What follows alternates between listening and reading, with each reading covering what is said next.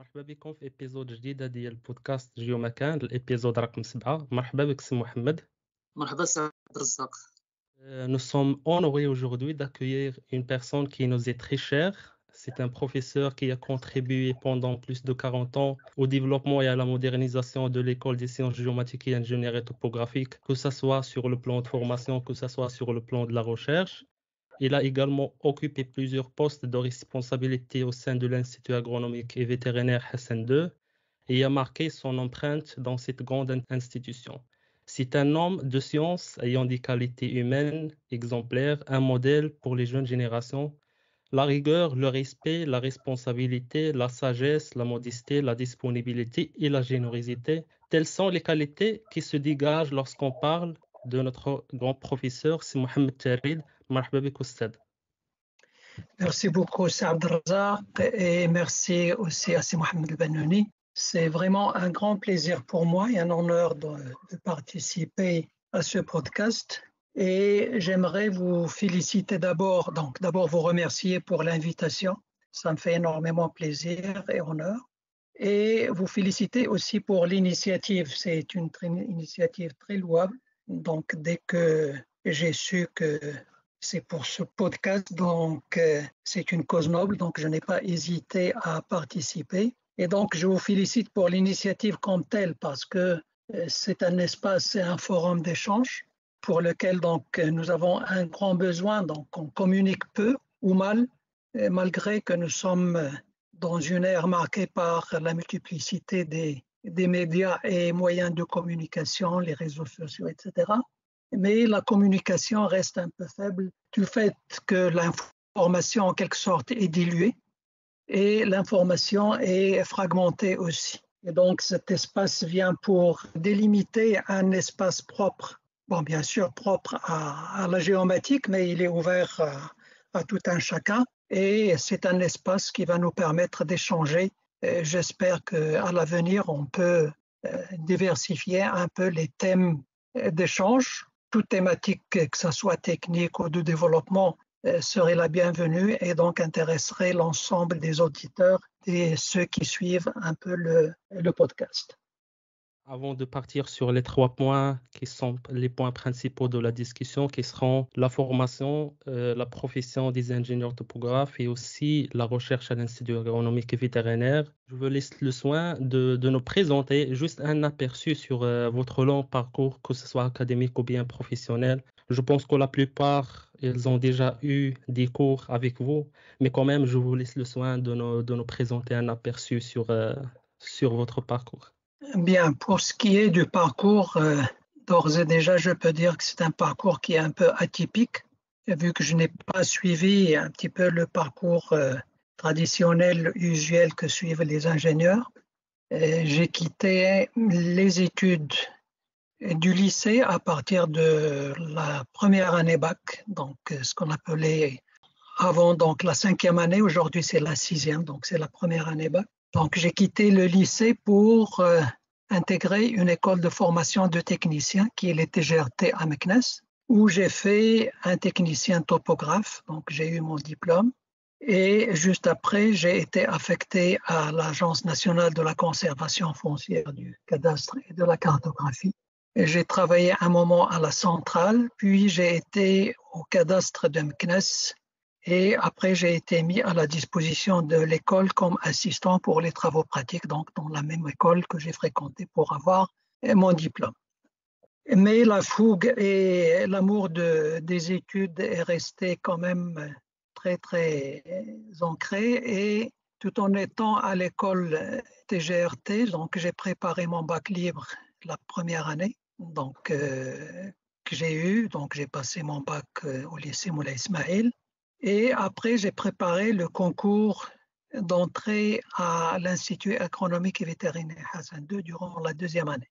Donc, si vous voulez, j'ai exercé 2 ans en tant que technicien, durant lesquels j'ai pu avoir mon baccalauréat, puis le concours d'accès à l'Institut, et j'ai accédé à l'Institut agronomique et vétérinaire Hassan II, où j'ai préparé mon diplôme d'ingénieur d'application. Donc, dans le temps, c'était des formations de 4 ans. Et lorsque j'ai terminé la formation d'ingénieur, j'ai été recruté en tant qu'assistant à l'Institut. Donc, j'ai passé l'assistanat durant les années 78. Et après avoir réussi l'assistanat, j'ai été au Canada, donc à l'Université Laval, où j'ai fait un master en photogrammétrie, donc de 79 à 82. À 82, donc, je suis rentré en tant qu'assistant, enfin maître assistant, donc j'ai enseigné la photogrammétrie. Et en 86, j'ai quitté l'Institut pour aller aux États-Unis, donc à l'Ohio State University, où j'ai préparé un master en géodésie, puis après un doctorat en photogrammétrie. Donc en 88, je suis retourné à l'Institut, mais donc en 88, j'ai juste passé l'examen général pour le doctorat. Donc je n'ai pas encore soutenu. Donc la préparation du doctorat a été faite à l'Institut agronomique. Et en 92, donc j'ai soutenu mon doctorat à l'Ohio. Donc je suis revenu à l'Ohio pour soutenir mon doctorat. Et depuis lors, donc j'ai enseigné et assumé pour une période la fonction de chef de département. Depuis en 2008, j'ai assumé la fonction de secrétaire général de l'Ordre, donc de l'Ordre national des ingénieurs géomètres topographes. Puis après, j'ai été nommé secrétaire général de l'Institut agronomique et vétérinaire Hassan II. Puis après, directeur adjoint chargé de la recherche scientifique et de la formation doctorale. Et en 2017, donc, je suis retourné au département donc, en tant qu'enseignant-chercheur. Et en 2018, je suis sorti en retraite. Voilà donc un petit peu le parcours, si vous voulez, donc parcours académique et le parcours professionnel donc combiné. Donc, il n'y a pas de questions par rapport à cette période?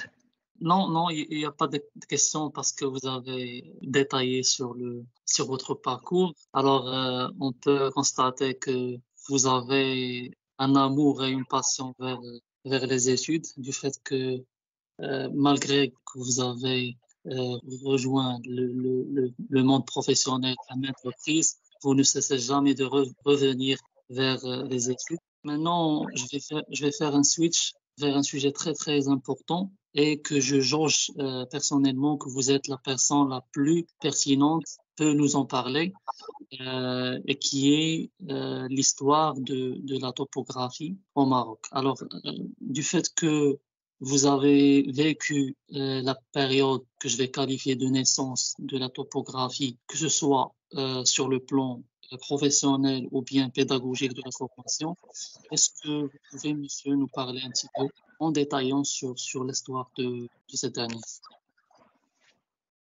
Bon, pour ce qui est de l'histoire, enfin quelques épisodes de la profession, on peut commencer d'abord par la formation.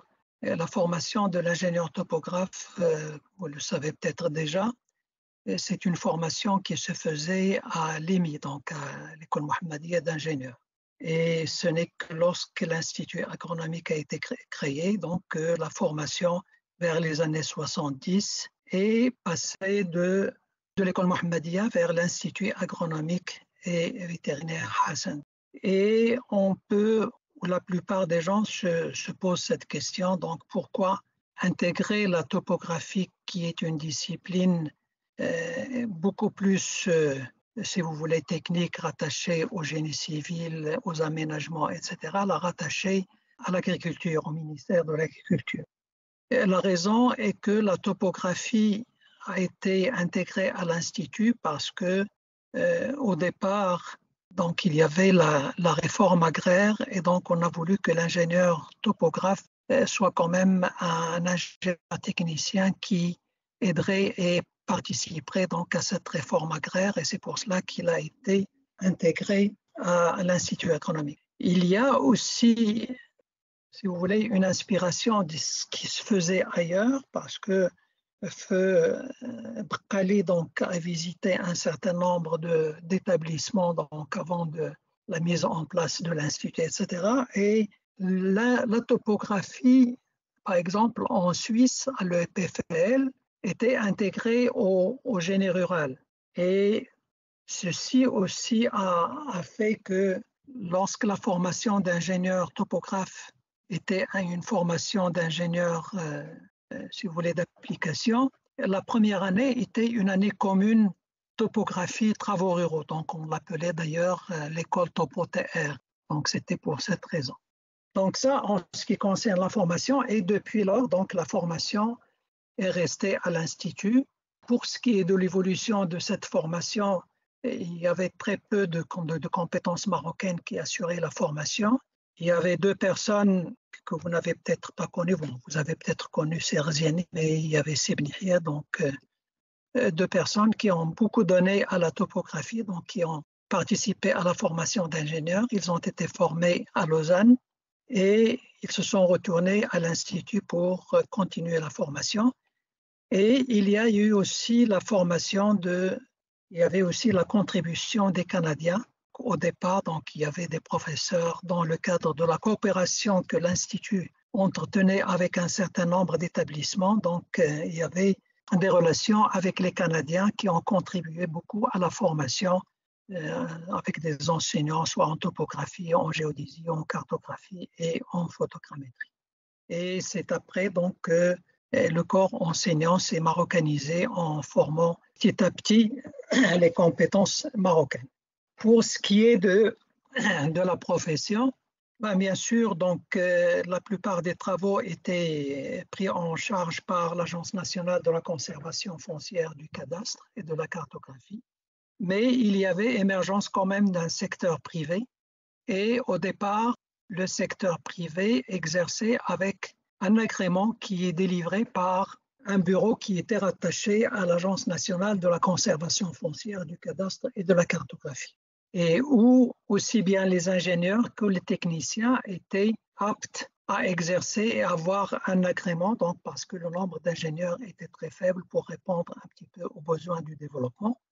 Et ce n'est que donc, dans les années 90 que l'Ordre national des ingénieurs géomètres topographes s'est constitué, donc avec un ordre national, puis il y avait les conseils régionaux, etc. Donc voilà un petit peu un bref historique de la profession.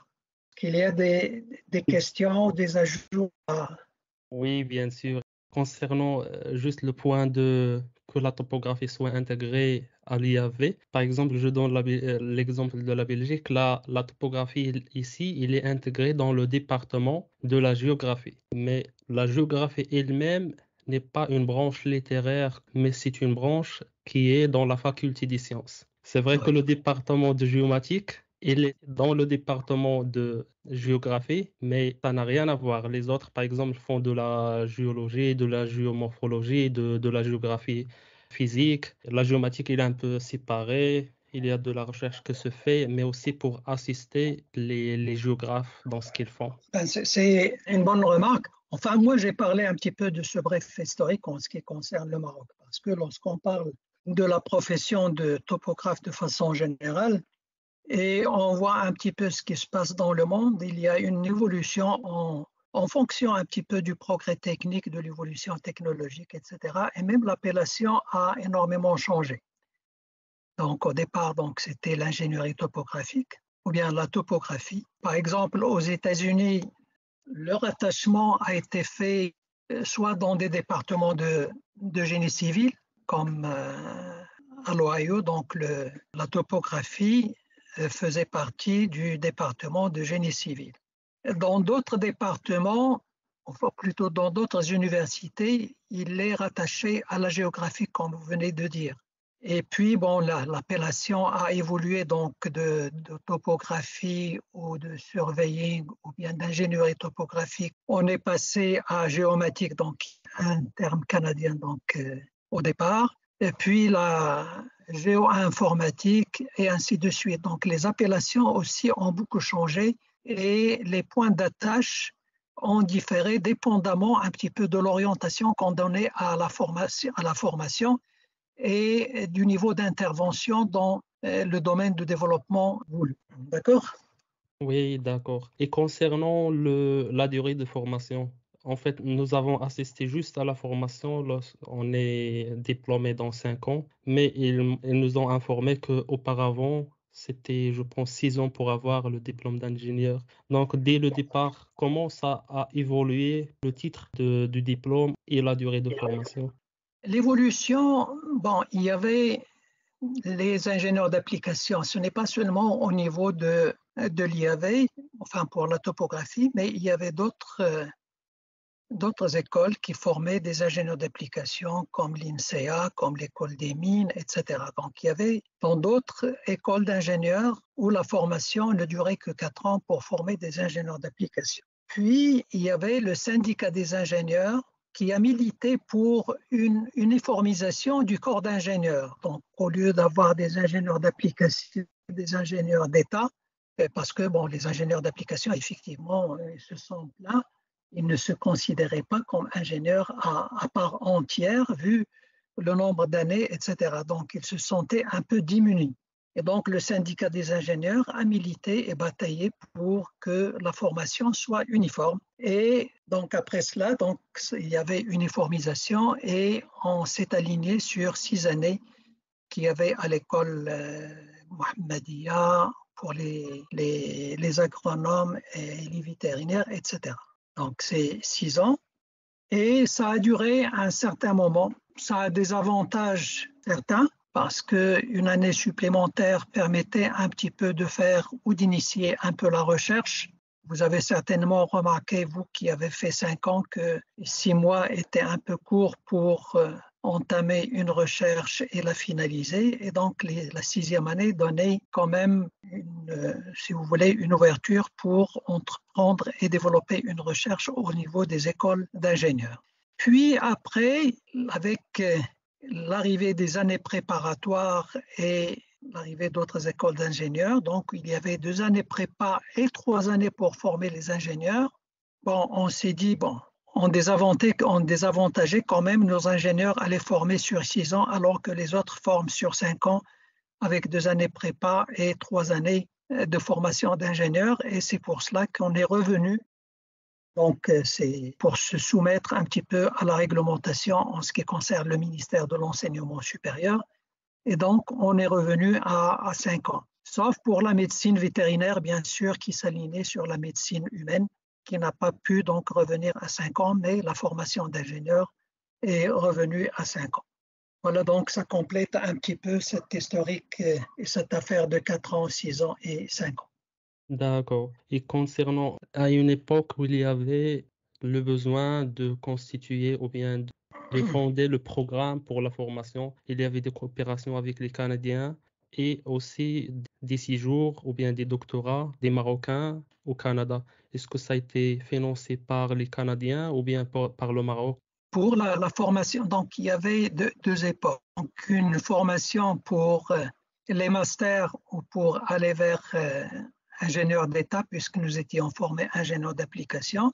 Donc c'est une coopération canadienne et la formation des formateurs faisait partie donc de ce programme de coopération avec les Canadiens.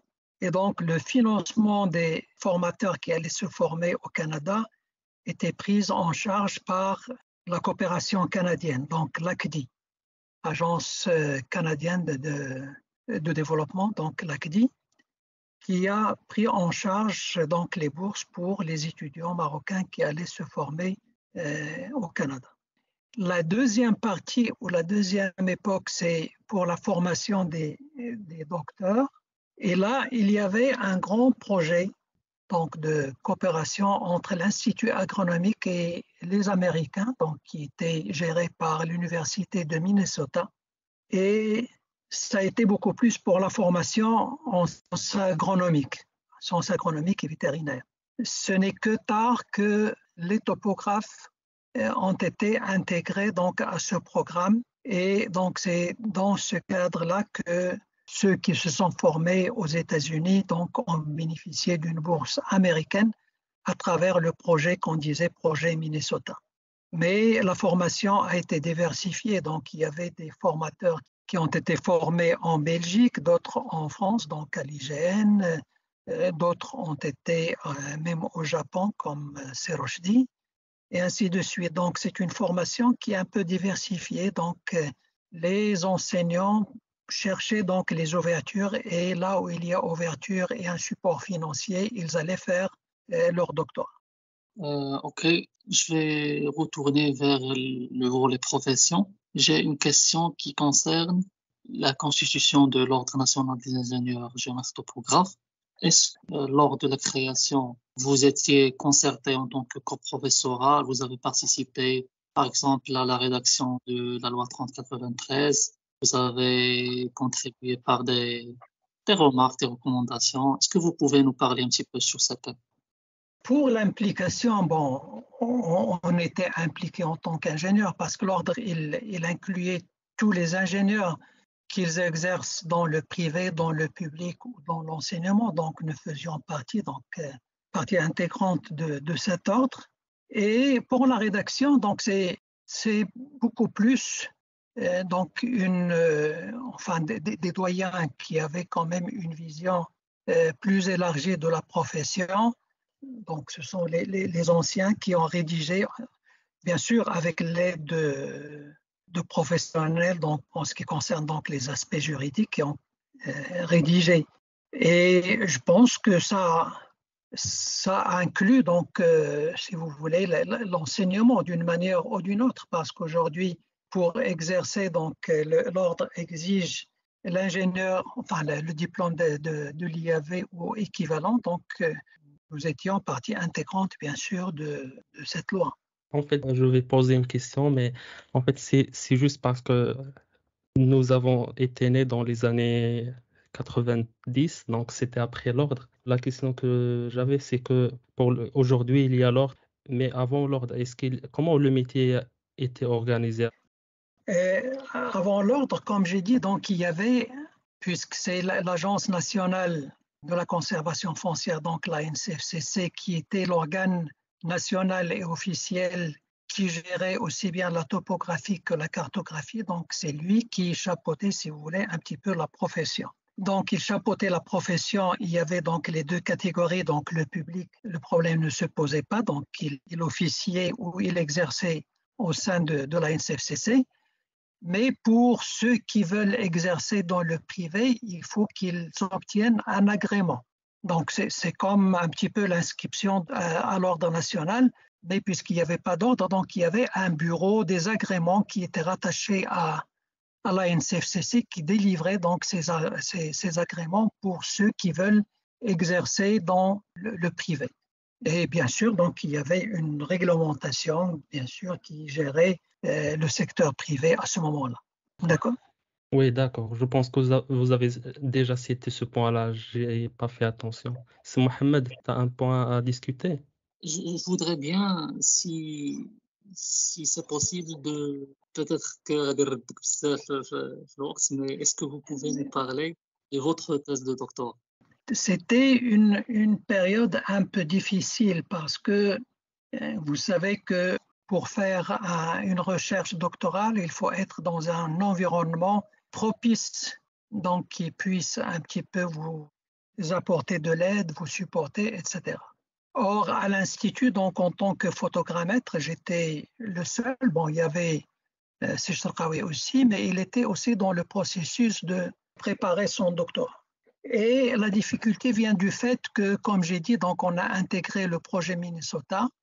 Et le projet Minnesota avait une réglementation un peu particulière, c'est-à-dire que les gens qui allaient préparer leur doctorat à l'étranger, donc aux États-Unis, ils doivent revenir faire leurs recherches à l'Institut agronomique, parce que quand même l'agronomie, donc c'est quelque chose de spécifique à l'environnement, c'est-à-dire il y a une influence du sol, du climat, etc. Et donc on ne peut pas faire une recherche aux États-Unis et venir là, donc la calquer pour le Maroc. Donc il faut que la recherche se fasse dans un contexte marocain. Donc les agronomes qui partent doivent revenir faire leur recherche ici et une fois qu'ils finalisent leur recherche, ils partent. Donc il y avait double soutenance d'ailleurs en soutien à l'IAV et en soutien aux États-Unis. Et donc cette règle nous a été appliquée malgré que la topographie c'est quand même une science universelle qui ne dépend pas du climat ni de sol etc. Donc, ceci nous a été, si vous voulez, appliqué. Donc, je suis parti aux États-Unis et j'ai pris les cours pour le doctorat, j'ai passé l'examen général et je suis revenu. Et la question qui se posait, donc, c'est d'essayer de trouver un sujet qui n'exigerait pas quand même une instrumentation que nous n'avons pas au Maroc. Donc, il n'y avait pas, par exemple, que ce soit des appareils analytiques ou des comparateurs ou autres, nous n'avions pas à l'Institut. Même les moyens de calcul, nous en manquions donc à l'IAV. Donc, il fallait choisir un sujet que je puisse mener d'abord seul et sans un appui logistique conséquent. Et donc, je me suis mis d'accord avec mon encadrant pour travailler sur les problèmes de calibration en vol. Et vous savez que donc, pour les caméras ou d'autres systèmes, donc, il y avait une calibration au laboratoire, mais les gens qui pratiquent disent que dans la pratique, lorsqu'on fait des travaux, la caméra n'est plus dans les conditions de laboratoire. Donc, il est dans un environnement très contraignant et donc il faut que les paramètres soient déterminés dans cet environnement. Donc, on est passé de calibrage au laboratoire à un calibrage en vol, bien ce qu'on appelle l'autocalibrage. Et donc, dans cet autocalibrage, on va étendre le modèle mathématique qui est la collinéarité que vous connaissez pour ajouter un petit peu les paramètres physiques de la caméra, que ce soit la focale, les coordonnées du point principal, les distorsions radiales, tangentielles, etc. Sauf que lorsqu'on ajoute ces paramètres dans le modèle, il y a un risque de corrélation entre les paramètres. Donc, lorsqu'on ajoute des paramètres, il y a un risque de corrélation. Et il y avait effectivement donc des corrélations entre les paramètres et ça posait un problème. Donc, problème de la corrélation, ça donne des systèmes instables, donc ill-conditioned systems, et donc il faut voir comment résoudre ce problème. Bien sûr, dans la calibration en vol, les gens ont des sites pour la calibration qui ont une certaine topographie, etc., donc vallonnés avec des collines, etc., pour enlever cette corrélation. Mais tout le monde ne peut pas avoir ce genre de site. Donc, il faut travailler pour ça. Et donc, moi, j'ai travaillé sur deux aspects. D'abord, c'est pour voir un petit peu quels sont les paramètres qui sont corrélés. Et là, j'ai utilisé une méthode qui s'appelle Singular Value Decomposition Proportions, c'est-à-dire que les variances, lorsque je détermine les paramètres, je vais voir les variances et je vois un petit peu l'influence des autres paramètres sur la variance de chacun des paramètres. Donc, ce n'est pas la covariance ou bien la corrélation, mais la variance, en utilisant la Singular Value Decomposition. Et là, donc, une fois que je trouve quels sont les paramètres qui sont corrélés, il faut voir comment décorréler ceci. Donc, pour décorréler, je me suis inspiré un petit peu avec ce qu'on fait dans la calibration terrestre. Vous savez que lorsqu'on veut calibrer une caméra amateur terrestre, donc on prend des vues convergentes. Donc, des vues convergentes, donc on prend des photos de plusieurs points de vue et les photos sont convergentes. Dans l'aérien, c'est un peu difficile, donc on ne peut pas avoir des photos inclinées parce que l'avion, il n'est incliné que lorsqu'il prend un tournant. Mais lorsqu'il vole normalement, donc il est dans la position un peu horizontale, donc les photos sont pratiquement verticales. Et donc, comment avoir ces photos inclinées? Donc, j'ai eu recours à des simulations et donc j'ai développé une méthode qui s'appelle POP, pseudo-oblique photographie, c'est-à-dire que je prends des photos parfaitement presque verticales et après je les transforme en photos obliques, mais c'est une transformation mathématique et non pas physique. Et je fais donc ma calibration avec les photos qui sont inclinées, qui ressemblent un petit peu à ce qu'on fait sur les photos terrestres. Donc voilà un petit peu, c'est ça le thème. Donc j'ai eu deux aspects. Donc j'ai traité la corrélation, donc la détection des paramètres corrélés en utilisant la Singular Value Decomposition Proportions, et j'ai développé donc la méthode POP pour découpler ou bien pour enlever la corrélation pour avoir une solution qui est stable. Donc voilà, j'espère que ça a répondu à ta question, c'est Mohamed. Oui, je pense que ça répond parfaitement à la question de Mohamed. Et merci Mohamed d'avoir évoqué cette question parce que ça nous ramène vers le sujet de la photogrammétrie, qui nous rappelle aussi des cours que nous avons eus avec. Et en fait, la photogrammétrie, il a toujours, je pense, servi, que ce soit pour les civils, mais aussi pour les militaires, pour plein d'autres domaines. Et il a aussi évolué au même temps avec tout ce qui est outils informatiques récemment, donc la computer vision. Mais avant d'arriver à ce niveau-là, d'utiliser des programmes de reconnaissance ou bien de la vision par ordinateur, parce que la photogrammétrie, elle est vraiment utilisée aussi pour tout ce qui est navigation, pour tout ce qui est robot, je pense. Sauf cette série, les étapes que la photogrammétrie a parcourues au Maroc. Donc, c'est principalement pour le Maroc. Donc, que ce soit au niveau de la formation, que ce soit au niveau de l'application. Donc, quelles sont les étapes fondamentales que vous pouvez nous parler? Bien, pour la photogrammétrie, l'évolution en ce qui concerne donc, cette discipline, on revient toujours vers l'Agence nationale de la conservation foncière. Donc, la prise de vue, donc on commence d'abord par la prise de vue. Donc, il n'y avait pratiquement pas d'avion pour la prise de vue. Donc, c'est des compagnies qu'on faisait venir pour faire les prises de vue. Et les traitements, donc la restitution se faisait sur des appareils analogiques. Donc la formation aussi topographie, donc comme j'ai dit, donc il y avait la coopération canadienne qui a essayé d'équiper un petit peu les laboratoires et les équipements que nous avons eus, je ne sais pas si vous vous rappelez, donc nous avions des appareils analogiques, donc si vous voulez, donc optiques basés sur l'anaglyphe comme le SFOM et les DP, donc sur lesquels nous formions. Puis il y avait le B8, donc ce sont tous des appareils analogiques. Au niveau de la conservation foncière, donc il y avait les appareils analogiques, il y avait des Planimat, il y avait des A7, donc c'est des appareils huile Zeiss pour la plupart, où on faisait de la restitution. Mais après, il y avait un projet donc, que l'ANCFCC a initié avec les Canadiens pour le cadastre national, dans lequel on a eu recours à l'orthophoto. Et l'orthophoto, donc la NCFCC s'est équipée d'un appareil, donc l'ORA, pour produire l'orthophoto. Mais il y avait certaines boîtes privées qui ont commencé aussi à s'équiper en topographie. Je les citer, donc il y avait le cabinet Ouzawit, il y avait Barrada, il y avait Ktani et d'autres donc, qui ont commencé à s'équiper en photogrammétrie.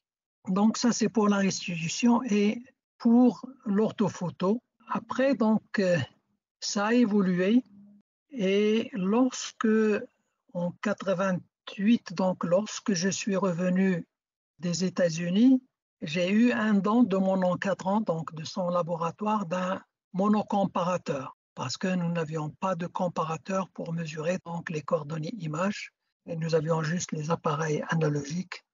Et il y avait aussi WILT qui a commencé à transformer, donc avec le développement un peu de l'informatique, à développer ou à transformer les appareils analogiques en semi-analytiques.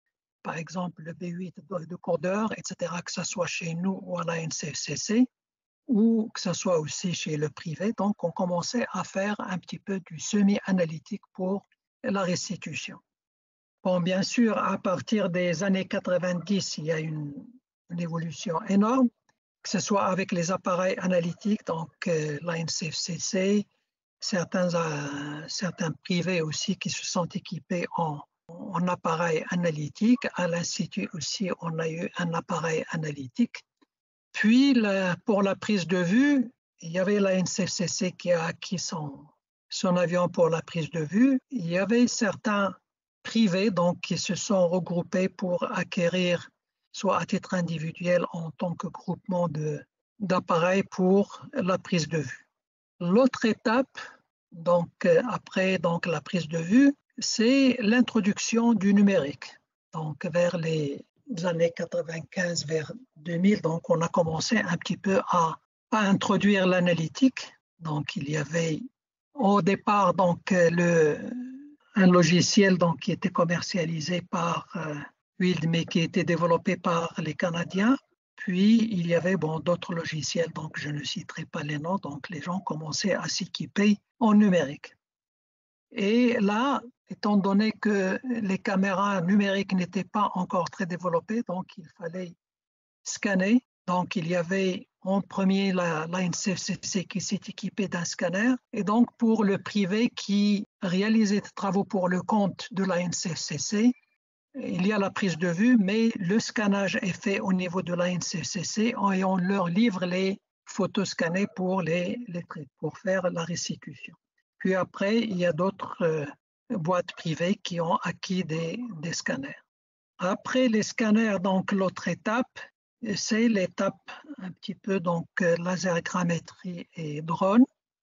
Ça, c'est récent, donc les gens ont commencé à s'équiper et donc le nuage de points est devenu un produit phare. Il y avait des appels d'offres pour, si vous voulez, donc les levées LIDAR avant même que les gens se soient équipés. Donc c'est un appel d'offres qui a été lancé un peu par, je ne sais pas, un ministère pour les côtes marocaines, pour un lever des côtes marocaines, etc. Donc voilà un petit peu pour ce qui est de l'évolution en ce qui concerne l'équipe. Mais je ne sais pas, donc on ne peut pas parler de cette évolution sans parler un peu de la formation. Je ne sais pas si vous acceptez ou bien bien sûr. On peut continuer. Pour la formation d'ingénieurs, pour les programmes, donc avec la loi 0100, donc il y avait donc le règlement sur l'accréditation. Et vous savez que conceptuellement, pour la construction de programmes, c'est un processus qui est un peu itératif, mais qu'on peut aborder un peu à reculons. C'est-à-dire que si on veut former un profil et on veut construire le cursus pour ce profil, d'abord on cible le domaine pour lequel, ou bien les utilisateurs et le domaine pour lequel on forme. Et à partir de là, on fait une description des postes, donc qu'est-ce qu'on veut former, un profil ou plusieurs profils, voir un peu les compétences que l'on doit donner à ces profils pour assumer donc ces postes. Et une fois qu'on a défini les compétences, donc on voit un petit peu les connaissances sous-jacentes qu'on doit mettre pour pouvoir construire ces composants. Donc ce sont là, on commence à définir les cours, donc les connaissances et puis les outils. Et là, c'est un va-et-vient donc entre l'utilisateur et le formateur pour essayer de faire des réajustements et arriver à un équilibre. Mais comme vous savez, lorsqu'on forme, on forme d'abord pour un domaine particulier. Et donc ça, c'est le noyau, si vous voulez, de la formation, comme pour nous, c'est la topographie, la géodésie, etc. Mais le domaine n'est pas étanche. Comme vous le savez, donc il y a les limites entre domaines sont un peu floues et donc il y a des chevauchements ou bien des recouvrements entre les domaines. Donc lorsqu'on parle du domaine de la topographie, on ne peut pas l'isoler un petit peu des problèmes d'aménagement, des problèmes de voirie, des problèmes d'environnement, etc. Et c'est à ce moment-là qu'on va voir un petit peu quelles sont les connaissances connexes qu'on doit donner à l'ingénieur pour pouvoir faire les travaux donc dans ces zones, si vous voulez, de recouvrement, ou au moins discuter avec les autres corps de métier techniquement par rapport à ces questions.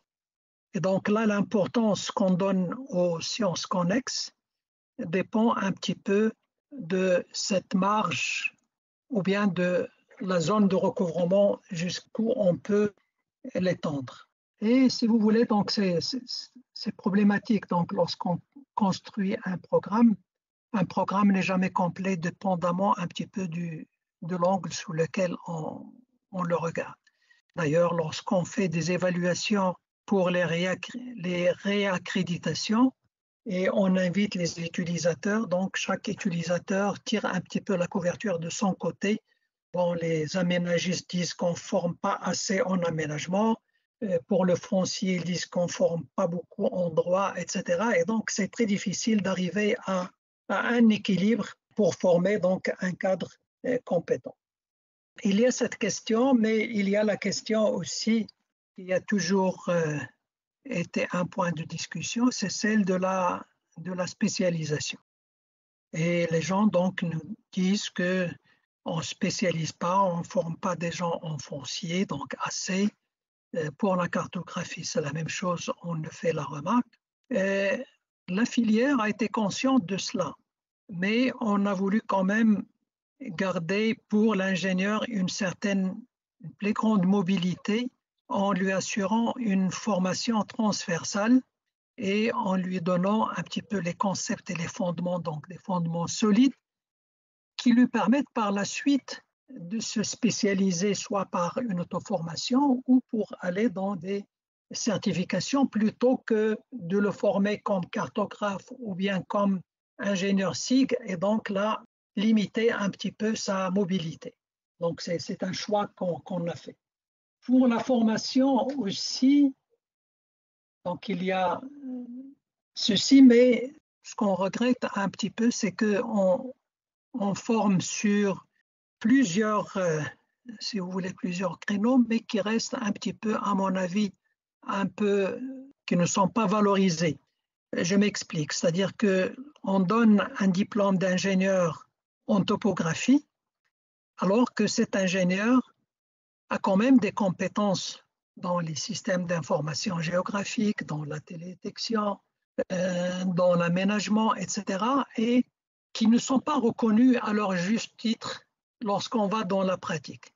Et là, je ne sais pas, donc c'est un appel, bon, je l'ai discuté une fois donc à l'occasion de la réaccréditation avec la filière, mais l'appel est lancé aussi à tout le monde pour essayer aussi de capitaliser sur ce qu'on enseigne à l'Institut pour soit des doubles diplomations avec d'autres établissements, soit au moins avec un transfert de crédit, une validation auprès d'autres établissements. Par exemple, pour le droit, donc, comme vous le savez, donc, vous avez eu le droit foncier, le droit administratif, le droit civil, vous avez eu budget, finances publiques, etc. Donc, il y a un certain nombre de formations ou d'enseignements qui s'intègrent donc dans, si vous voulez, une licence en droit, qui peuvent être facilement transférables pour avoir un autre diplôme ou bien une certification. Et ce que je dis par rapport au droit peut être fait aussi, que ce soit pour le génie civil ou que ce soit pour l'aménagement ou autre. Donc, il faut travailler sur ces aspects. Et est-ce que cette orientation vers cette manière de former, est-ce que c'est influencé beaucoup parce qu'il y a une demande par une certaine organisation, établissement, par exemple l'ANCFCC, donc ça a beaucoup influencé que ça soit comme ça? Bon, non, on ne peut pas dire que ça a influencé, mais quand même, on veut qu'il y ait une caractéristique de notre formation. C'est-à-dire, on ne peut pas former pour une multitude d'établissements et sans avoir une identité. Vous voyez, par contre, lorsqu'on forme un ingénieur topographe, donc le corps de sa formation ou le noyau de sa formation, c'est le cadastre, le foncier, la cartographie, et donc c'est l'ANCFCC et bien sûr le domaine d'activité du secteur privé. Il y a dans ce que nous faisons, donc, mais ce n'est pas, si vous voulez, une contrainte qui est imposée par un établissement, mais quand même, il faut qu'on forme pour un établissement, donc ça résout le problème, c'est pour l'emploi aussi, donc pour l'insertion, il faut quand même qu'on réponde à un minimum d'exigences d'un employeur principal, qui est l'ANCFCC. On ne peut pas former juste des photogrammètres ou bien dans l'aménagement et on perdrait donc un grand recruteur. Oui, Ça va, oui, est-ce que ça répond un petit peu oui, oui, exactement, ça répond. C'est vrai qu'il faut garder une identité pour le profil d'ingénieur topographe. Exactement. Ce qui m'amène un petit peu à aller dans un autre créneau pour parler aussi de la profession, mais de la formation. C'est placer un petit peu la formation et l'exercice de la profession dans le contexte actuel. Dans le contexte actuel, comme vous avez remarqué, donc il y a une évolution technologique et un progrès tel que ce soit dans le domaine de la miniaturisation, de la numérisation, etc., qui a fait que la technologie s'est un peu démocratisée et devenue accessible à tout le monde. Par exemple, vous avez parlé de la photogrammétrie. Ce qu'on peut dire de la photogrammétrie, on peut le dire aussi pour la géodésie et pour la topographie. Donc aujourd'hui, avec les systèmes de géolocalisation, avec la lasergrammétrie, avec les drones, donc c'est des technologies qui sont aujourd'hui accessibles à tout le monde. Et on voit que tout le monde accourt vers cette nouvelle technologie. Et la preuve, c'est qu'aujourd'hui, le nuage de points est devenu un produit phare qui est utilisé par tout le monde. Donc, tout le monde achète des drones, tout le monde achète des lasergrammétries, que ce soit donc l'aéroporté ou le terrestre ou bien pour les levées d'intérieur, etc. Et là, on se pose la question, est-ce que ce n'est pas un danger pour la profession? Je pense que tout le monde s'est posé cette question lorsqu'on voit un peu tout le monde qui peut avoir accès à l'imagerie. Les traités, donc les logiciels sont devenus accessibles, etc. Donc, est-ce que ça ne constitue pas un danger pour la profession? Ben, bien sûr, des fois, il ne faut pas voir juste les utilisateurs de ces technologies, mais il faut voir un petit peu le besoin et l'utilisation qu'on en fait. Et là, la question qui se pose, c'est, étant donné que les gens commencent à peuvent acquérir les données eux-mêmes, enfin longtemps, l'ingénieur topographe ou l'ingénieur géomètre topographe a été considéré comme un producteur de l'information. Et je pense qu'il est temps un petit peu de switcher parce que aujourd'hui, la valeur ajoutée ou la plus forte valeur ajoutée, ce n'est pas dans l'acquisition de la donnée, mais dans la manipulation, dans le traitement, dans le stockage et la manipulation, dans l'expertise et le conseil, etc. Et donc là, l'esprit, aussi bien dans la formation que dans la profession, doit un petit peu faire un shift dans ce domaine. Donc, il y a de nouveaux critères, donc, enfin plutôt de nouveaux métiers qui émergent. Donc, avec le deep learning, donc tout ce qui est intelligence artificielle, il y a les big data et il y a aussi tout ce qui est data analyst, etc.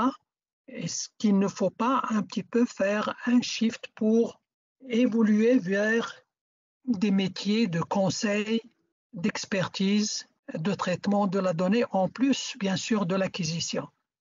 Parce que l'avantage que nous avons par rapport aux autres qui se disent pouvoir acquérir de l'information, c'est que nous connaissons un peu les fondements et les concepts, aussi bien pour l'optimisation, parce que lorsqu'on va acquérir un nuage de points, les autres ne peuvent pas dire donc quelle densité il nous faut pour telle application, quelle précision il faut. Est-ce que ce n'est pas surdimensionné et donc ça pose un problème au niveau des moyens de traitement et des moyens de stockage? Lorsqu'on veut faire de l'intégration de données, est-ce qu'on maîtrise les référentiels pour intégrer un nuage de points à une acquisition sur le terrain par GPS ou autre, ou bien un nuage dérivé par imagerie ou autre? Donc ça, les autres connaître ceci. Et donc, nous avons cet avantage, nous, en tant que topographes, que nous devons donc exploiter pour faire du conseil pour les utilisateurs dans le but d'optimiser, pour faire de l'expertise etc. Donc, c'est là où il y a, si vous voulez, la plus grosse valeur ajoutée. On le voit d'ailleurs lorsqu'on voit un petit peu un bureau d'études avec un topographe. Le topographe, l'investissement, il est énorme en termes d'équipement. Le travail est exténuant sur le terrain, alors que pour le bureau d'études, donc lorsqu'on est dans la télédétection ou bien les systèmes d'information géographique, il faut avoir un logiciel, un système de traitement, et on peut donc faire les traitements. Donc, vous voyez un petit peu ce que je... Oui, oui, j'ai une question dans ce sens, mais vous avez déjà répondu du fait que vous avez parcouru un long cheminement d'une dizaine d'années dans le domaine. Je voulais avoir votre réflexion sur la profession. Qu'est-ce que vous voyez? Qu'est-ce qui va pas? Mais c'est ce que vous venez de citer qui est très important, c'est de faire ce switch, faire tout ce qui est expertise, tout ce qui est mettre en valeur et manipulation de la donnée au lieu de juste l'acquisition. C'est très, très important. Ouais, pour vous rejoindre dans la discussion, Oustad Tarid, vous avez soulevé une question qui est vraiment très importante, c'est concernant l'identité de l'ingénieur topographe, de sa formation et aussi peut-être ses limites d'intervention, ainsi que les points qu'on peut valoriser pour la profession.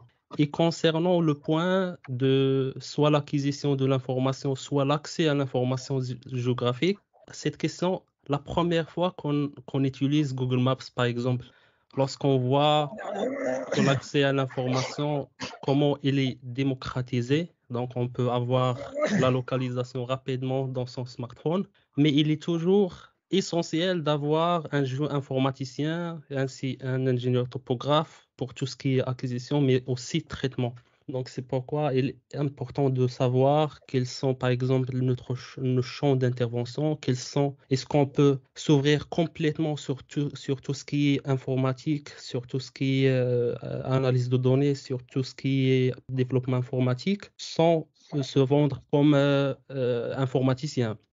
Ça nous ramène vers la question des projets de fin d'études parce qu'en fait, j'ai remarqué que la plupart ou bien la majorité des PFE, ils s'orientent de plus en plus vers tout ce qui est utilisation de drones, scanners, développement informatique des applications, réalité augmentée, réalité virtuelle.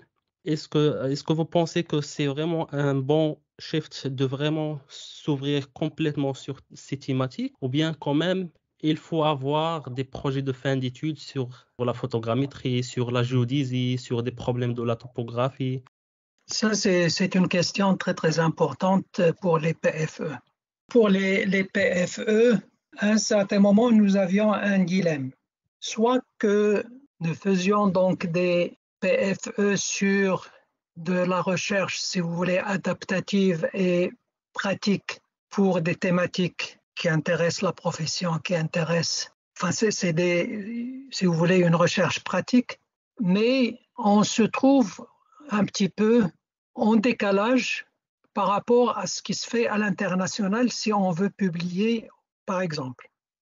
Donc, si on reste un petit peu dans les thématiques terre à terre qui intéressent ou qui résolvent un certain nombre de problèmes de la profession, on se trouverait en porte-à-faux par rapport à ce qui se fait à l'international pour ce qui est des publications.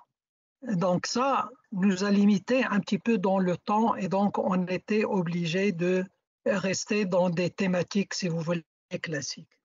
Mais à ce moment-là, si vous voulez, le privé n'était pas au point de développement qu'il a aujourd'hui.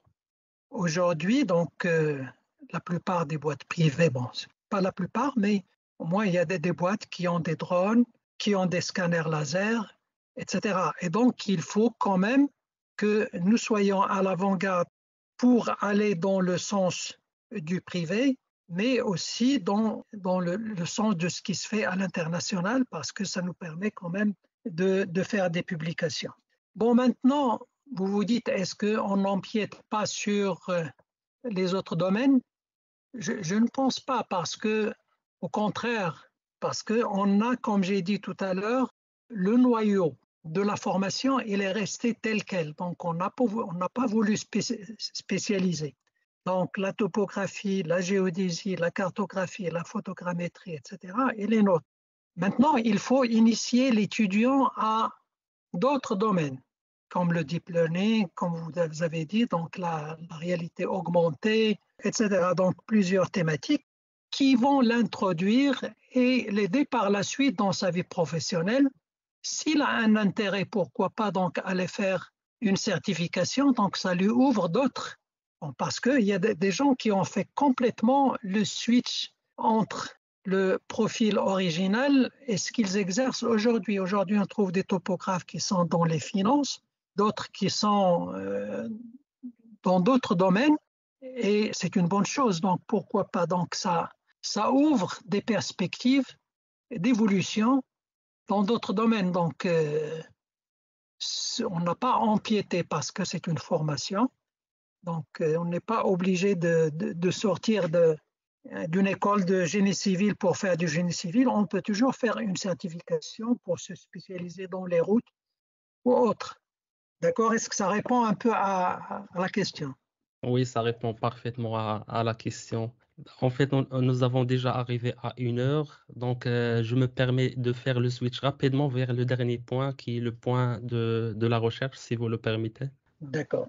Donc, en préparant l'épisode, j'ai lu une présentation dans laquelle vous avez fait un extrait de texte que je relis. En plus des missions traditionnelles de formation, l'université aura dorénavant la mission de la contribution au progrès scientifique, technique, professionnel, économique et culturel de la nation, en tenant compte du développement économique et social, la maîtrise et le développement des sciences, des techniques et du savoir-faire par la recherche et l'innovation, la valorisation du patrimoine culturel marocain et le rayonnement de ses valeurs ancestrales. D'accord. Comment ça se passe la recherche à l'Institut agronomique et vétérinaire Hassan II et plus spécifiquement à la filière des sciences géomatiques et ingénierie topographique aussi? La recherche, de façon générale, il est problématique lorsqu'on le voit un petit peu sur le problème du financement, parce qu'on ne peut pas faire une recherche sans un financement. Et donc, il y a si vous voulez, lorsqu'on parle de la recherche, on peut distinguer 2 types. Donc, il y a la recherche. Bon, il y a la recherche, bien sûr, qu'on fait dans les travaux de fin d'études, les PFE. Donc, c'est une initiation à la recherche. On peut en parler après. Mais la recherche scientifique en tant que telle, comme j'ai dit, il y a 2 types. C'est la recherche pour laquelle il y a un financement conjoncturel et la recherche pour laquelle on a un financement structurel et régulier. Je donne des exemples. Par exemple, pour le conjoncturel, vous avez une structure nationale qui vous contacte, soit une agence, soit une commune, qui va vous dire, par exemple, bon, j'ai un problème avec la population, j'ai de l'eau potable, il est bien traité, bien analysé, il n'y a pas de problème, sauf que les habitants trouvent qu'il y a un arrière-goût ou bien une petite odeur. Est-ce que vous pouvez me faire cette recherche? Donc, ils vous financent la recherche, vous faites ce qu'il faut pour essayer d'enrayer un petit peu donc, cet arrière-goût en utilisant donc, des produits naturels quelconques, etc. Donc, je ne rentre pas dans la... Et donc, vous finissez votre recherche tout en étant, donc, bien sûr, financé et vous passez à autre chose. Mais donc là, cette recherche que j'ai appelée conjoncturelle, c'est une recherche adaptative qui ne génère pas beaucoup de nouvelles connaissances. Il recycle plutôt de la connaissance et donc une fois que la recherche est terminée, donc vous allez sauter à autre chose. Et donc vous n'avez pas d'axe de recherche, mais c'est des recherches ponctuelles que vous faites en quelque sorte. Donc c'est un sapeur-pompier, vous allez éteindre le feu là où il y a. Donc ça pour le financement conjoncturel. Maintenant, supposons que vous avez un axe de recherche. Bon, vous dites, bon, je travaille dans les changements climatiques, je travaille sur la problématique de l'eau et vous allez contacter un bailleur, donc quelqu'un qui va vous financer la recherche. Ça peut être l'industrie comme ça peut être l'État. On commence un peu par l'industrie, donc les particuliers. Donc vous allez voir quelqu'un, vous lui dites, on est dans un contexte de rareté de l'eau, je veux travailler sur une méthode pour produire de l'eau. Donc je dis n'importe quoi. Donc, il va vous dire, ça va vous prendre combien de temps et ça va vous coûter combien. Là, ce sont deux questions auxquelles vous ne pouvez pas répondre. Et c'est là où les gens disent qu'on ne peut prédire ni le coût ni l'issue d'une recherche. Ça, c'est la première des choses.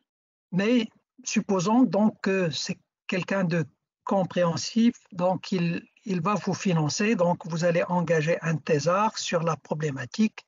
Il passe les 2 années ou 3 années et puis vous invitez donc votre bailleur de fonds, vous lui présentez le travail, donc voilà, on est arrivé à un résultat, donc le travail a abouti à la chose suivante, donc pour produire de l'eau, il nous faut combiner l'oxygène et l'hydrogène. Donc soit c'est quelqu'un qui n'a rien à voir avec la recherche, donc il va vous bouder, il va vous dire donc vous m'avez parlé de l'eau et vous allez me présenter maintenant l'oxygène et l'hydrogène, qu'est-ce que ça va avoir? Ou bien c'est quelqu'un donc qui est mordu par la recherche, il va vous dire bon, et là où est-ce qu'on va? Quand vous lui dites est-ce que vous financez encore des recherches, il va vous dire oui, donc vous lui dites on engage maintenant 2 thésards, un qui va travailler comment produire de l'hydrogène, l'autre comment produire de l'oxygène. Les 2 thésards ont terminé leur travail, vous présentez encore votre travail, vous lui dites donc on a vu que pour produire de l'eau, on a besoin de l'hydrogène, de l'oxygène, maintenant on arrive à produire de l'hydrogène, de l'oxygène. Il va vous dire pour produire 1 litre d'eau, qu'est-ce que ça coûte? Vous lui dites que pour produire de l'hydrogène et de l'oxygène, ça va nous prendre 15 dirhams pour produire 1 litre. Donc, soit qu'il va vous dire autant continuer à acheter de l'eau minérale, soit qu'il va vous dire, bon, maintenant où est-ce qu'on va? Est-ce que dans votre université, il y a un département génie civil ou autre qui peut travailler pour optimiser un petit peu la génération d'oxygène et d'hydrogène pour diminuer les coûts? Donc, il finance ça. Et en fin de compte, donc, vous arrivez à produire de l'oxygène et de l'hydrogène à un prix bas, donc 5 centimes ou 6 centimes, donc il est tout content. Bon, il va vous dire, bon, maintenant, je vais investir dans une usine pour produire de l'eau. Et c'est à ce moment-là qu'il va investir dans le sens économique. Avant, il a investi, donc c'est pour cela qu'on dit que l'investissement dans la recherche, c'est un investissement dans des opportunités d'investissement. Et ils n'ont pas donc un rendement immédiat. Donc, il va investir pour produire de l'eau. Peut-être aussi qu'avec la venue donc, du Covid, il va avoir une autre unité pour la mise en bouteille de l'oxygène pour le distribuer à l'hôpital, etc. Et donc, on va voir un petit peu que c'est des recherches qui ont une forte valeur ajoutée. Donc, ça, c'est si vous trouvez dans l'industrie ou dans le secteur économique quelqu'un qui a du souffle et qui va vous suivre dans ceci. Sinon, il va vous dire, bon, moi, en tant que privé, je suis donc dans le gain et donc je peux financer 1 année, 2 années, mais pas le moyen et le long terme. Donc là, c'est l'affaire de l'État. Bon, vous allez vers l'État, vous lui dites donc j'ai un axe de recherche, il va vous dire d'accord, donc je finance la recherche, mais j'ai d'autres priorités dans l'éducation, dans la santé, dans l'infrastructure. Je ne peux investir dans la recherche que 1% du PIB. Et donc, votre établissement reçoit sa quote-part de l'État, donc une somme, et il a par exemple une dizaine d'unités de recherche. S'il distribue donc cette cagnotte sur les 15, ils auront 10 miettes. Donc, ils ne peuvent rien avoir avec ça. Ou bien, ce que font la plupart des établissements, ils vont vous dire, bon d'accord, donc étant donné que la somme n'est pas importante, et que vous êtes 15, chaque année, je vais financer 3 unités de recherche, donc à tour de rôle. Et donc, vous allez entamer votre recherche, si vous avez donc le financement cette année, et attendre 2 ans pour pouvoir la continuer. Donc, la première année, la 3e année, la 5e année, et après, vous avez des résultats, vous allez dans un congrès international pour les présenter, pour présenter que vous pouvez produire de l'eau avec de l'hydrogène et de l'oxygène. et vous trouvez un Chinois qui va présenter les mêmes résultats avec un coût moindre, etc. Donc, automatiquement, vous mettez votre recherche dans le tiroir et rebolote, il faut voir autre chose. Donc, c'est ça un petit peu la situation pour la recherche au Maroc. Et on revient un peu à la filière. Donc, pour vous dire que les budgets de recherche, il y a un financement de la recherche pour les universités, mais pas pour les écoles d'ingénieurs sous tutelle de ministère. Par exemple, pour l'INSEA, pour l'INSEAS, pour l'Institut agronomique, pour l'école Hassania, donc on n'a pas de financement pour la recherche. Le seul financement qu'on a, c'est à travers les appels à projets. Et donc là, pour les appels à projets, vous savez que ce n'est pas garanti en ce qui concerne la régularité et donc on n'a pas d'axe de recherche, mais on s'intègre avec une équipe pour répondre donc à un cahier de charge pour les bailleurs de fonds qui ont lancé donc l'appel. La deuxième chose qui est problématique au Maroc, en général, mais dans les écoles d'ingénieurs, c'est qu'il n'y a pas d'évaluation. Malgré que la recherche fait partie des missions. Donc la mission, c'est l'enseignement et la recherche. Donc nous sommes des enseignants-chercheurs, donc nous sommes censés faire de l'enseignement et de la recherche. Mais il n'y a pas d'évaluation. Pour pouvoir faire de l'évaluation, il faut d'abord accréditer les unités de recherche dans lesquelles il y a des équipes multidisciplinaires avec des laboratoires, leur donner un budget sur la base d'un programme de recherche qu'ils vont présenter et les évaluer annuellement ou tous les 2 ans ou tous les 3 ans pour voir s'ils ont répondu au cahier de charge pour augmenter le financement ou arrêter le financement. Or, ici, nous n'avons pas d'évaluation parce que tout simplement, nous n'avons pas de financement parce que l'évaluation, il est subordonné au financement. La seule évaluation est faite dans le cadre de l'avancement des enseignants-chercheurs dans lesquels on les évalue sur l'ensemble de publications scientifiques, etc. Mais là encore, donc, ce n'est pas très, très significatif. Ça nous amène un peu vers un autre point. Bon, je m'excuse, est-ce que je peux continuer ou... Oui, bien sûr, bien sûr. Un autre problème qui se pose, c'est celui de la valorisation. C'est-à-dire, lorsqu'on fait de la recherche, et il ne suffit pas seulement d'écrire des articles et de publier, mais il faut valoriser sa recherche par des brevets, etc. Et la valorisation pose un problème, que ce soit au niveau des PFE, que ce soit au niveau de façon générale sur la recherche doctorale. Vous vous êtes peut-être posé la question sur les PFE que nous faisons. Il y a énormément de PFE dans lesquels nous avons développé des produits, que ce soit des logiciels ou autres, qui peuvent être utiles pour la profession. Mais une fois les PFE soutenus, donc ceci est mis dans les tiroirs et ça n'a pas été valorisé. Le problème ici de la valorisation, c'est que on arrive à un point dans le développement où il faut des spécialistes pour optimiser et pour finaliser le produit. Lorsque vous développez par exemple une application informatique, à un certain moment, vous êtes limité parce que vous n'êtes pas informaticien. Et donc, il faut que ça soit pris en charge par un informaticien.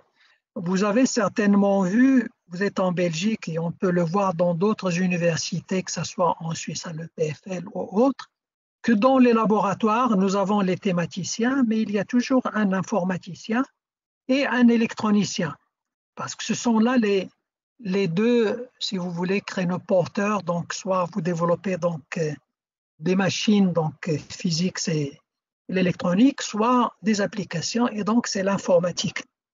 À l'Institut, nous n'avons pas d'informaticien, nous n'avons pas d'électronicien, et il est très difficile de convaincre les pouvoirs publics ou les décideurs du recrutement d'un informaticien au sein d'une filière de géomatique, par exemple, pour pouvoir finaliser les applications. Et la même chose aussi au niveau de l'établissement. Au niveau de l'établissement, donc, il y a la direction de la recherche scientifique et de la formation doctorale, et il y a la direction de la coopération, partenariat et développement. Et généralement ailleurs, c'est de l'une ou l'autre de ces directions, il y a une structure de valorisation. Vous allez toujours trouver une structure attachée à la structure développement ou partenariat qui se charge de la valorisation, qui se charge de la rédaction des contrats, parce que l'enseignant-chercheur n'est pas juriste, donc il ne peut pas connaître les termes juridiques d'un contrat. Et donc, c'est un juriste de la structure de valorisation pour rédiger les contrats de partenariat entre les différents partenaires. C'est cette structure qui se charge de la protection des droits d'auteur, et c'est cette structure qui se charge aussi de la négociation des royalties qui vont découler de dépôt de brevets, etc. Or, dans les établissements de formation en recherche, nous n'avons pas donc ces structures, alors que vous allez les trouver dans la plupart des universités étrangères. Voilà donc, et aussi donc cette structure, c'est elle en quelque sorte qui va, si vous voulez, valider les sujets ou les thématiques de recherche et les orienter en fonction de niches porteuses, parce que c'est elle qui va faire le veille technologique pour dire que cette recherche va aboutir à un brevet ou il est déjà dépassé, etc. Donc voilà un petit peu un tour d'horizon en ce qui concerne la recherche. Ok, très très clair, Saïd. Merci beaucoup pour votre partage avec abondance, pour vos explications exhaustives. Je pense qu'on est arrivé à la fin de l'épisode. C'était un débat très riche et nous avons eu l'honneur de vous recevoir. Je vais quand même vous repasser la parole pour un dernier mot. Et s'il y a des conseils à aviser, que ce soit des études, soit professionnels, c'est-à-dire aux confrères ingénieurs génétiques. Merci beaucoup pour l'invitation. Donc, j'espère que j'ai répondu plus ou moins à vos questionnements, mais bon, de toute façon, l'espace reste ouvert pour d'autres rencontres, Inch'Allah. Pour les conseils, je pense que je n'ai pas de conseils à donner. Bon, vous avez eu un parcours, donc que ce soit en étudiant aujourd'hui en tant que lauréat et en tant que professionnel. La seule chose, bon, on a abordé un peu l'enseignement, mais on n'a pas parlé un petit peu de certaines insuffisances. Les insuffisances, c'est en termes de communication. C'est si vous voulez, une petite insuffisance que nous avons au niveau de notre formation. Et je pense que la plupart des formations d'ingénieurs, notamment au Maroc, c'est structurel parce que l'enseignement, que ce soit primaire ou secondaire, ne prépare pas à ça. Et d'autre part, au niveau de l'enseignement donc supérieur, les programmes sont chargés, donc il y a des contraintes pédagogiques et académiques. On doit avoir un certain volume horaire qui ne laisse pas beaucoup de temps à l'étudiant ni à l'enseignant de faire beaucoup de présentations, de travaux personnels, laisser l'esprit d'initiative à l'étudiant, etc. Et en connexion avec ça, donc ce que je peux, si vous voulez, donner comme conseil, c'est inviter les étudiants à faire un effort personnel par la lecture. Donc la lecture, donc il ne faut pas se limiter seulement à tout ce qui est technique. Donc il faut lire tout ce qui... Bon, je sais que c'est un peu difficile aujourd'hui avec les moyens de communication, donc on est toujours branché, que ce soit sur son portable ou bien sur son PC. Et ça ne laisse pas le temps, mais la lecture, c'est quelque chose de très important. Donc je conseille tout un chacun donc, à lire énormément. et tout ce qui tombe sous la main. Donc, pas seulement le technique, mais il y a beaucoup de choses qui peuvent être utiles. Donc, voilà un petit peu. Et je vous remercie encore une fois. Je vous souhaite bonne chance et je souhaite à ce que vous arrivez à pérenniser donc cet espace comme espace d'échange entre les différents lauréats et les professionnels. Et merci beaucoup. Inch'Allah, merci à vous, cher professeur. Vraiment, c'est un honneur, c'est un très très grand plaisir de mener cette discussion avec vous dans cet espace que nous voulons nous-mêmes le pérenniser, Inch'Allah. Et c'était en fait l'objectif du podcast, c'est de mettre un espace d'échange pour notre communauté parce que nous avons constaté un manque dans ce sens. Merci beaucoup. Merci beaucoup et à la prochaine, Inch'Allah. Inch'Allah. À la prochaine. Merci beaucoup. Merci. Slama.